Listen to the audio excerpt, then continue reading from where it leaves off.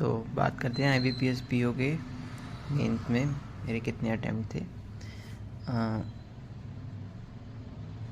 PO के mains जो मेरा था ना वो था कल, यानी 12 को। सबका ही था,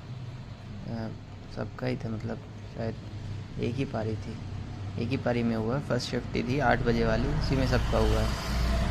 तो इसी में मेरा था। बात करते हैं मेरे अटैम्प्ट्स की। तो रीजनिंग में जो थे वो मेरे थे 2 नंबर वाले जो थे ना, उसमें मैंने किए हैं 11, और 1 नंबर वाले जो थे वो मैंने किए हैं 12। तो इधर से आ रहे हैं 22, तो ये नंबर का हो गया और ये हो गया 12, यानी 34 मार्क्स का मैंने किया है ना, कि अटैम्प्ट नहीं है, मार्क्स है। ठीक है। उसके बाद करंट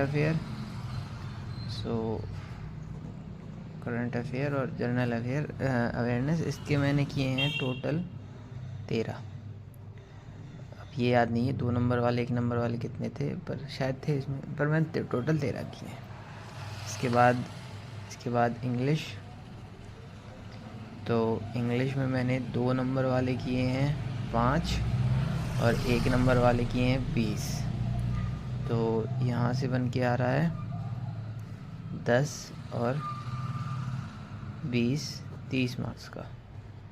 30 मार्क्स का यहाँ से आ रहा है।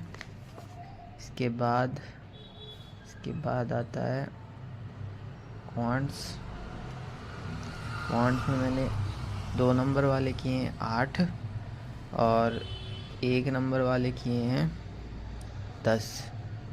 टोटल मैंने 18 किए थे। हाँ, तो इसके आ रहे हैं 16 और 10 26 मार्क्स का मैंने यहाँ से किया है। तो टोटल मार्क्स का जो हो रहा है वो कितना का हो रहा है, देखो। रीजनिंग का हो रहा है 34 का, और करंट अफेयर्स जैसे जीके का हो रहा है 13। 2 नंबर वाले 13 क्वेश्चन किए हैं। हाँ, इसमें भी थे ना जो 2 नंबर वाले थे शायद थे, याद नहीं आ रहा मैं। करंट अफेयर्स में भी थे, बट 13, चलो 13 मार्क्स का मैंने किया हुआ। उसके बाद इंग्लिश में हो गया है टोटल 30 मार्क्स का, और क्वांट्स में हो गया है 26 मार्क्स का। तो टोटल आ रहा है 6 4 10 13, 3 3 6 3 9 9 2 11, 3 3 6 7 8 8 2 सॉरी 103 मार्क्स का मैंने टोटल किया है। ठीक है। और अब इसमें से डिस्क्रिप्टिव जो है वो मैंने जो थे, ऐसे तो पूरा लिख दिया था। ऐसे में मैंने समथिंग 220 वर्ड्स का लिखा है शायद। हाँ, 220, 30 वर्ड्स या उससे थोड़े ज़्यादा हैं, मतलब 215 से 220 के बीच में मैंने कहीं लिखा हुआ। ठीक है। और जो कंपैरिजन आया था, कंपैरिजन मेरे को थोड़ा सा हार्ड टाइप लगा, मतलब लंबा था, लेंदी था, तो उसको पढ़ने में भी टाइम लग रहा था। तो उसके मैंने 3 क्वेश्चन बस करे हैं। चौथा जो था उसका मैंने सिर्फ एक ही लाइन लिख पाया था, तो वो शायद ना ही गिनो, वो हो जाएगा। बाकी देखते हैं कि कितने मार्क्स आते हैं, कितना क्या होता है। अगर मार्क्स की बात करें तो मुझे लग रहा है कि रीजनिंग में है ना, मोटा मोटा अगर मिनिमम लेके चलें तो 30 मार्क्स तो आ ही जाने चाहिए। और जीके में अपन क्या ही लेके चलेंगे, 6 या 7 मार्क्स मांग के चलो। एक मेरा वो गलत हो गया था, इसमें वो क्वेश्चन आया था ना कि चैट बॉट्स वाला, चैट AI, वो तो उसका मैंने वो लिखा दिया था PAINPCI वाला, और उसका आंसर था एप्पल वाला। एप्पल का कौन सा था वो, कोपायलट वाला। हाँ, वो माइक्रोसॉफ्ट का था, इनकरेक्ट बताना था, तो मैंने वो तो मेरे को याद ही है, मेरे गलत हो गया।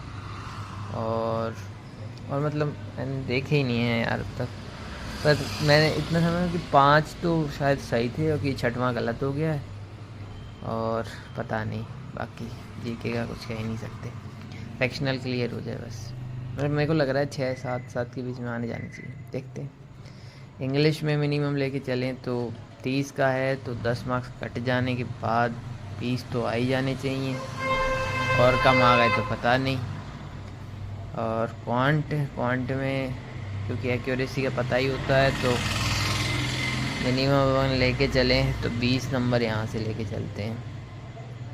तो जो टोटल हो रहा है 37 और 40, 37 और 40 कितना हो गया, 77, 77 मार्क्स का इसमें ये हो रहा है। जो क्या था, विदाउट डिस्क्रिप्टिव, और जो डिस्क्रिप्टिव को भी मिला लें तो शायद इसके स्पेलिंग वगैरह कटा के, क्या अगर मिनिमम लेके चलूँ मैं, अगर 10 से 12 नंबर भी आ जाते हैं, हाँ आने चाहिए, 10 से 12 नहीं आएंगे तो क्या ही आएगा, फिर 10 से 12 तो आएंगे ही।